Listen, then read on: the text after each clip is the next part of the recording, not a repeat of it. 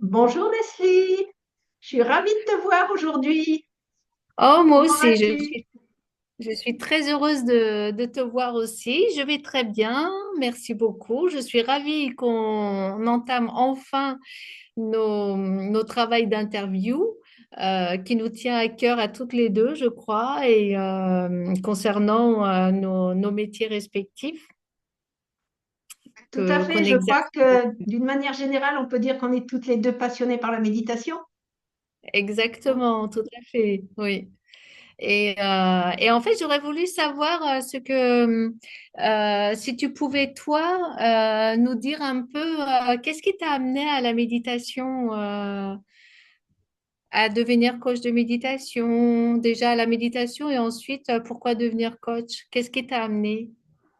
Alors, qu'est-ce qui m'a amené à la méditation? Je dirais un petit peu le hasard, mais bon, on sait bien que le hasard n'existe pas. Ce qui m'a amené à la méditation, ben écoute, c'était un moment de ma vie où j'avais l'impression de m'être un petit peu perdue. J'avais l'impression de ne plus être trop moi-même et voilà, j'étais à la recherche de quelque chose, mais c'était quelque chose de très vague et j'ai eu l'opportunité, parce que je dirais maintenant c'était vraiment une opportunité de suivre une initiation à la méditation. Donc c'était la méditation Tangram, donc la reprise de la méditation des origines, réactualisée. Et tout de suite, voilà, ça m'a C'était tout de suite directement parlé, je avec, m'y suis reconnue. c'était directement avec le fondateur de l'académie, Tangram? Oui, directement. Ah, C'était au moment où il a commencé à lancer donc l'Académie Tangram. Donc c'est pour ça, ça a été vraiment l'opportunité. Et de ce jour-là, voilà, j'ai complètement été passionnée par cette pratique, par tout ce qu'elle pouvait nous apporter. alors Donc quand tu dis un hasard et une opportunité, parce qu'aujourd'hui tu peux dire une opportunité, mais qu'est-ce qui t'a séduit et qui t'a fait le déclic d'aller à cette initiation ce jour-là? le déclic, c'est pas réellement un déclic. Je pense que c'était une recherche inconsciente qui m'a amenée jusque-là. Simplement, j'étais dans une salle de sport qui a proposé une initiation à la méditation. Et j'étais très loin de ce milieu-là, je m'y étais jamais intéressée. Voilà, j'étais dans un milieu très scientifique, donc très cartésien, et puis pas du tout dans cette recherche. Mhm. Et malgré tout, ça m'a parlé. Méditation, j'ai dit, voilà. Donc ça C'est reste le mot pour méditation? C'est le mot méditation ou ce que toi tu voyais derrière, c'est ce que je que voyais tu derrière. imaginais? Voilà, comme j'étais en recherche de quelque chose et quelque chose qui pouvait m'amener à un bien-être que j'avais perdu, je me suis dit pourquoi pas la méditation. Sans D'accord. véritablement en avoir entendu parler, donc plus peut-être au départ par curiosité. Mhm. Et ensuite, comment t'as cheminé alors Eh bien, suite à cette initiation, eh bien, j'ai commencé à méditer toute seule, chez moi, pendant plusieurs mois. Et puis, bon, voilà, il n'y avait aucune formation, il n'y avait rien du tout, j'avais rien trouvé qui me correspondait. T'avais Donc, pas j'ai suivi fait des cours après, après, donc, quand il y a eu la après formation que Christophe l'initiation? Lavette a proposée, tout de suite, voilà, pour commencer à vraiment me former à la pratique méditative Ah, et d'accord. la formation. Et de fil en aiguille, voilà, c'était tellement devenu quelque chose pour moi qui apportait tellement, que je me suis peu à peu, ben, dit, effectivement, transmettre cette pratique, c'est vraiment quelque chose qui doit être fabuleux. D'accord. Mais J'ai entre le j'ai jour, poursuivi.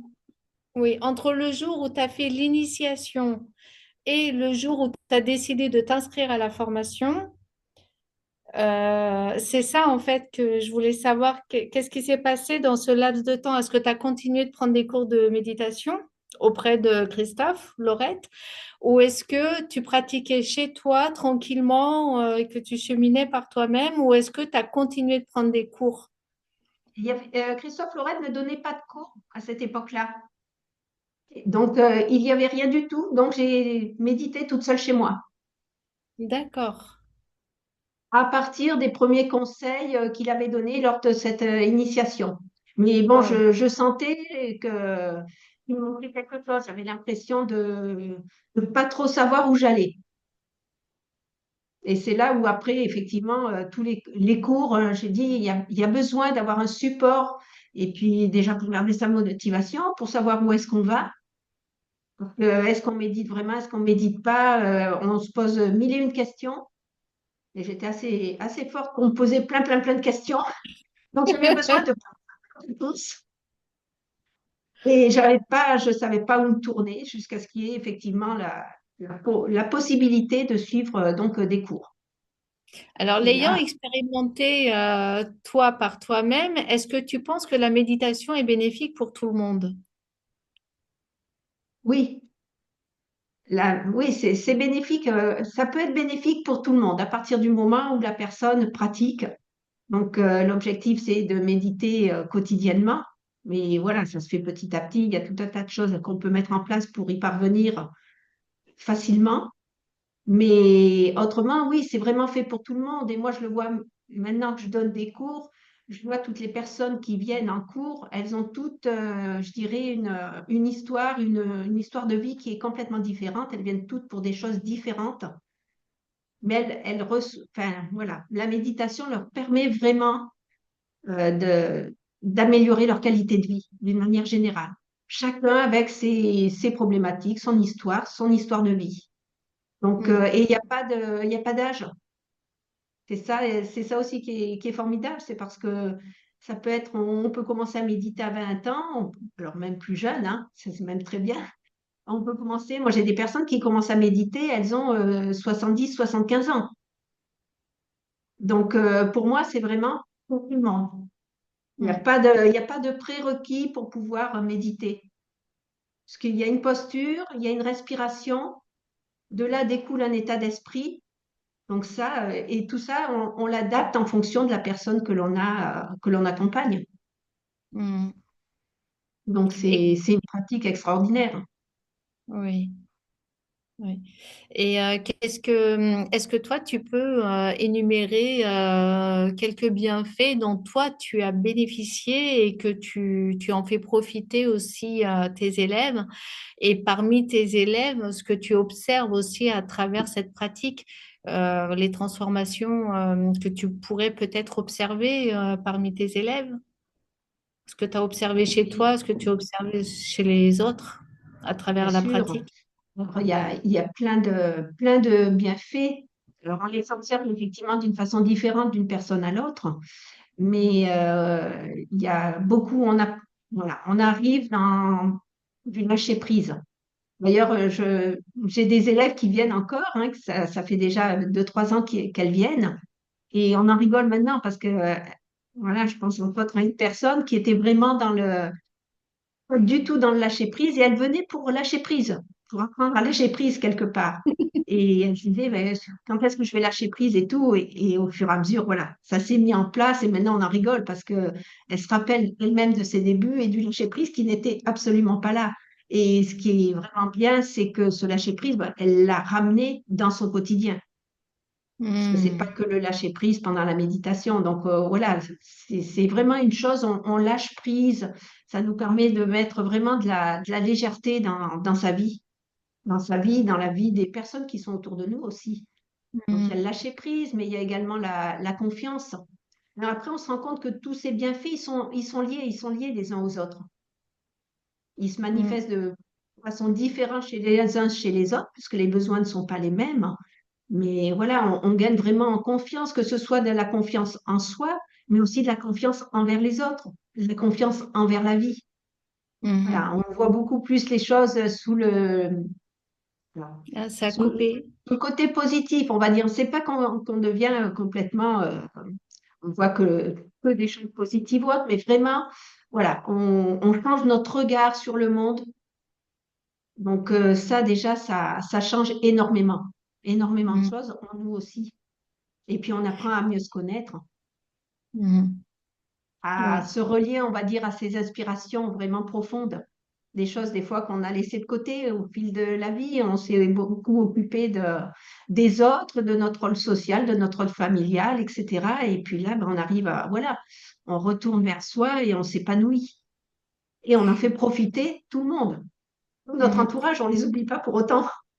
Oui. Je voulais te poser une question par rapport à quelque chose que tu viens de dire et je voudrais juste revenir sur ça, parce que tu as un peu plus d'expérience que moi en tant qu'enseignante de méditation, parce que moi ça fait pas si longtemps, aussi longtemps que toi. Je voulais savoir tes élèves quand ils viennent, parce que tu vois, là, tu me parlais d'une élève qui est là depuis 3 4 ans bientôt. Moi, j'ai le maximum, ça va faire bientôt 1 an bientôt, donc j'ai pas encore suffisamment de recul sur ces choses-là. Et ce que je voulais savoir, c'est parmi tes élèves, quand ils viennent au début au cours, est-ce qu'il y en a qui te posent la question, il faut que je prenne combien de cours pour être bien après? Est-ce que tu as cette question pour les personnes qui démarrent? Et qu'est-ce que tu leur réponds, par exemple? Bien sûr. Alors, tout le monde ne pose pas la question. Il y en a qui la posent, il y en a qui la pensent. Et Oui, souvent, voilà, c'est l'interrogation que l'on a. Combien il faut que je prenne de cours, effectivement, pour avoir les premiers bienfaits? Alors, moi, je leur réponds simplement que ça dépend. Ça dépend de... Et oui, ça dépend de sa pratique. oui, Déjà, une mm, personne qui va pratiquer une fois par semaine ou une personne qui va méditer quotidiennement, il n'y aura pas les mêmes effets tout de suite. C'est comme du mhm. sport, hein. Si on fait du sport une fois par semaine ou si on en fait tous les jours, automatiquement, notre corps, il va pas réagir de la même façon. Et là, c'est la même chose au niveau, on peut. Je leur dis que si je leur donnais, voilà, je leur disais, voilà, dans 3 mois, tu auras les bienfaits, mais ça serait quelque part mentir parce que ça dépend de la personne, ça dépend de la façon dont elle pratique, de la fréquence de la méditation et ça dépend de la personne De chaque- quand elle arrive, ce qu'elle est à ce moment-là.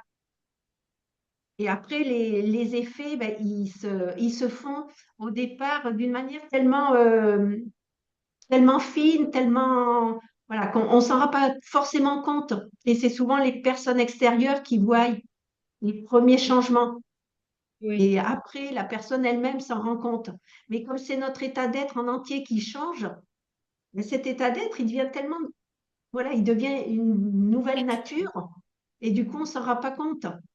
Mais les mhm. changements se font, je dirais, pratiquement à partir de la première assise. Mais c'est pas parce C'est qu'ils se font à partir de la première assise qu'on va immédiatement les voir dans sa vie. c'est Le comme reste, quand on ça voit une plante pratique. pousser, on ne la voit pas pousser. Et Exactement. pourtant, elle pousse. Voilà. Et on se demande, mais on la voit pas. On a beau regarder, on a beau poser notre regard dessus, on la voit pas grandir. Mais elle grandit de jour en jour. Et Exactement. Là, est-ce que tu mettrais cette image-là aussi sur la pratique méditative et notre chemin, notre cheminement sur la pratique méditative et notre transformation qui ne se voit pas au premier coup d'œil. oui, c'est complètement ça. Ça ne se voit pas forcément. Et souvent, moi, ça m'est arrivé personnellement, mais j'ai des élèves qui me l'ont dit également. euh, euh, C'est pas moi qui m'en suis aperçue la première fois, c'est une personne qui m'a dit, tu as changé depuis que tu médites. Donc, je Ouais. lui ai quand même demandé si c'était pour elle du positif. Elle m'a dit oui, un grand oui. Mais oui. Mais quand je lui ai demandé, ben, j'ai fait, qu'est-ce qui fait, qu'est-ce qui a changé finalement? Et là, elle n'a pas été capable de me dire. Elle m'a dit, ça a changé. Mm. Voilà. Mais c'était flou même pour elle. Donc, c'est vraiment sa manière d'être qui est complètement différente. On Ouais. gagne en calme, en sérénité, en présence. Donc, et les personnes le ressentent, Mm. mais sans pouvoir forcément mettre des mots dessus. Donc ça, c'est d'une manière un petit peu, je dirais, quelque chose qui peut paraître flou. Mais après, il y a vraiment les bienfaits. Voilà, il y a la confiance, il y a le lâcher prise, il y a, on est beaucoup plus, oui, beaucoup plus calme. On gagne en Mhm. concentration. Enfin, voilà, il y a, après, les bienfaits se déclinent. Il y en a une multitude. On pourrait en parler, mais bon, on aura certainement l'occasion de faire des Oui. petites interviews spécifiques, voilà, sur certains bienfaits par rapport à la douleur, par rapport au stress, par rapport au sommeil. Voilà, Mm. c'est vraiment quelque chose, un panel qui est très large, qui est très large. Et c'est là où je rejoins la première question que tu m'avais dit, est-ce que c'est pour tout le monde?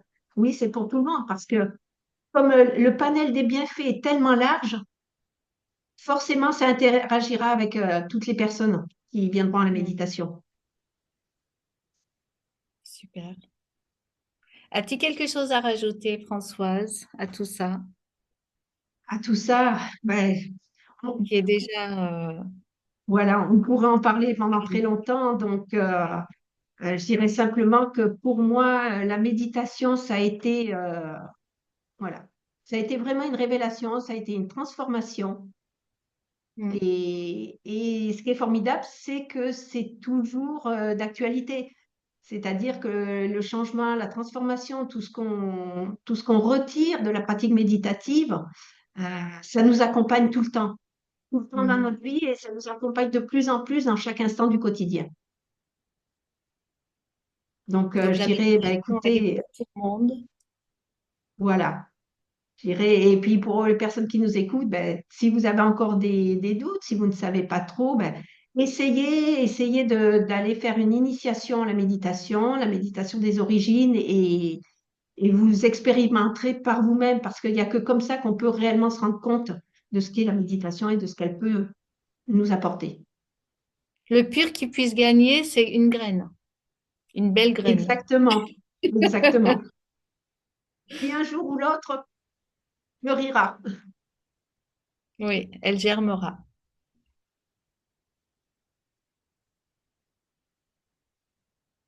Merci, Françoise. Merci Nestlé, c'était avec plaisir. À bientôt.